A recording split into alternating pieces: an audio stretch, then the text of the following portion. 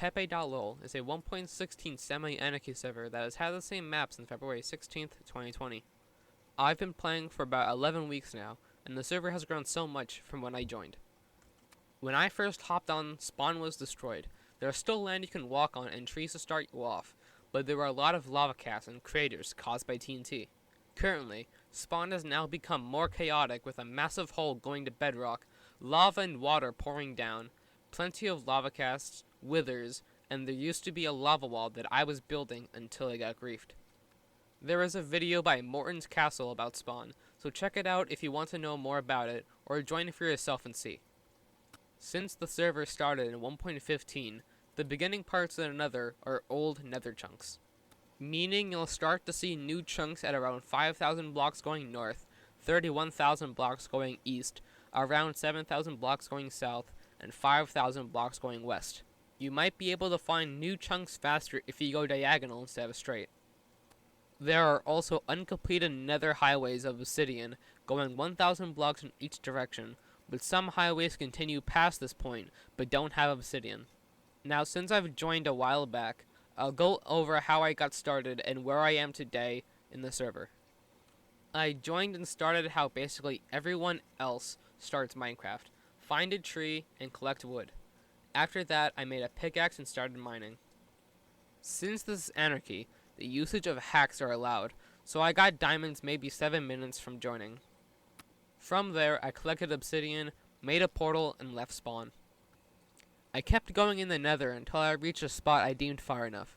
I popped up in the plains biome, bordered by a desert and acacia biome. I traveled a few distance away from the portal, and made a bunker underneath the ocean. I spent the majority of my time here building it, and going to spawn to see if anyone destroyed it further.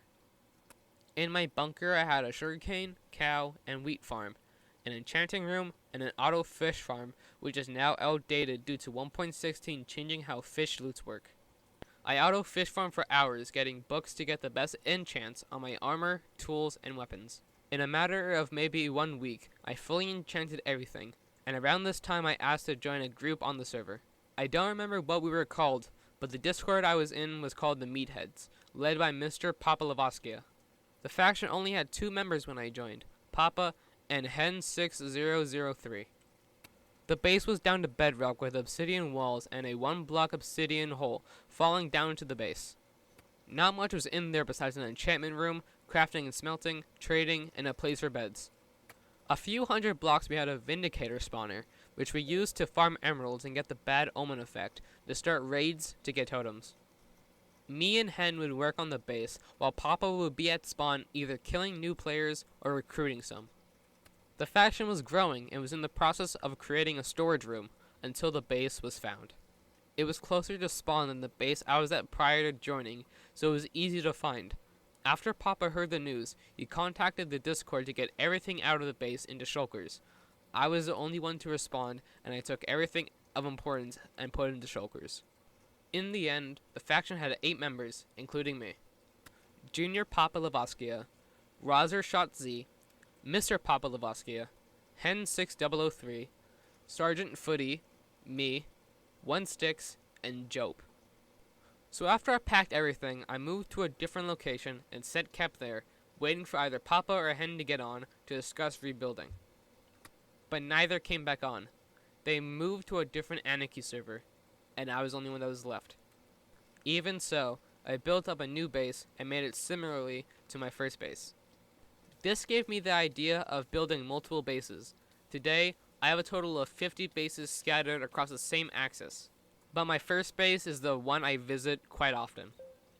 During this time, I spend most of it auto-fishing and going to spawn, occasionally. After a while, I stopped playing as much, as there was nothing for me to do. Then, the server updated to 1.16, and I went back on. I went out in search of new chunks and got full netherite armor and tools in 10 minutes upon joining back on again. I went to spawn to see if anything happened when I was gone, and it turned into the spawn we have today. A massive hole to bedrock, lots of casts, falling lava and water. It was only missing the withers. This is also when the obsidian highways appeared.